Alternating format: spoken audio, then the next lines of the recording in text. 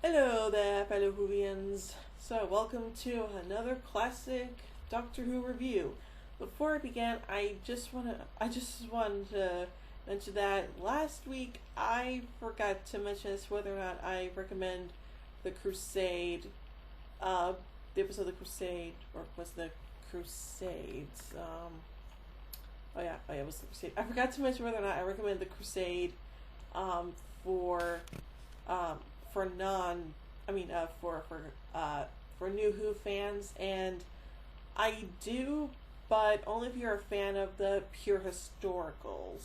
So yeah, like if you like pure historicals, like the Aztecs, the Reign of Terror, Black Orchid, and blah blah blah blah blah, then the Crusade is definitely worth a watch. So there you go. So now that we got that out of the way, let's pick up where the last episode of the Crusade left off, with the Space Museum.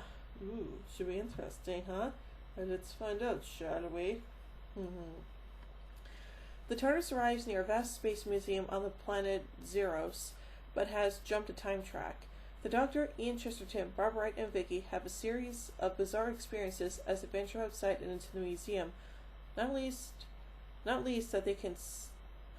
that they can see but cannot be seen by militaristic Morlocks who run the museum, or the servile indigenous Zerons who work for them.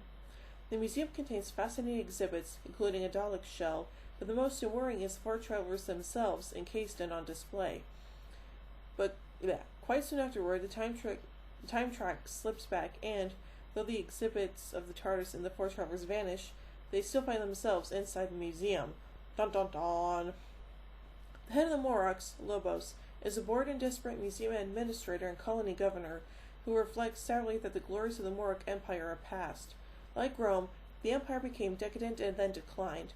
The Morlocks have found the TARDIS and now start tracking down the occupants who have, as usual, become separated. The Doctor is the first to be found, but evades their interrogation tactics. Clever Doctor. Meanwhile, Vicky has made contacts with the Zerons and, hearing of their enslavement, aids them in their plans to stage a revolution. They attack the Morg armory, and Vicky outwits its controlling computer. With their new weapons, the Zerons are able to begin a revolution which slowly takes hold. Ian has meanwhile freed the Doctor from Lobos, who had begun the process of freezing him and turning him into an exhibit. Ian and the Doctor are quickly recaptured by the Morg guards, and Barbara and Vicky are captured shortly thereafter. With all four held a prisoner in the museum, it looks like the time track prediction of their future as museum exhibits will soon be realized after all. Oh no!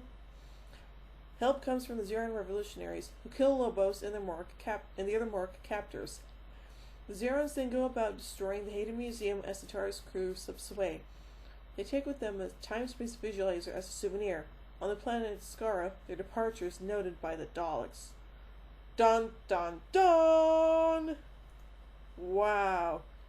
Yeah, pretty much lead up to the next story, huh? Anyway, let's look at the production elements of this story, shall we? Episode 1 begins with a brief reprise of the Crusade Episode 4, which is currently the only surviving film footage of that episode. William Hartnell was on holiday during the recording of Episode 3, thus he is only seen in the reprise of Episode 2. This story features a guest appearance by Jeremy Bulloch. Bulloch later played Hal in The Time Warrior.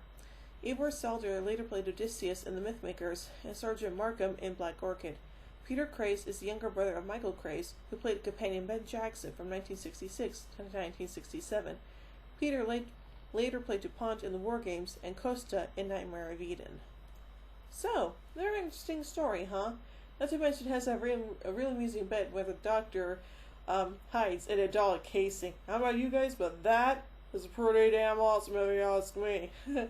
So, here's a question. Do I recommend this classic story to new Who fans?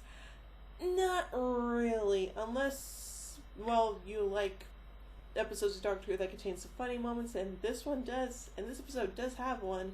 But other than that, it's kind of your decision whether you want to watch this story or not, so, yeah.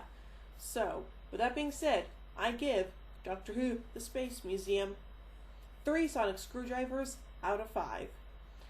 Until next week when we follow up the events of this story with a chase, this is Whoobie and Queen saying, Oh my giddy aunt! When I say run, run! I have a burst of polarity of the neutron flow. Would you like a jelly, baby?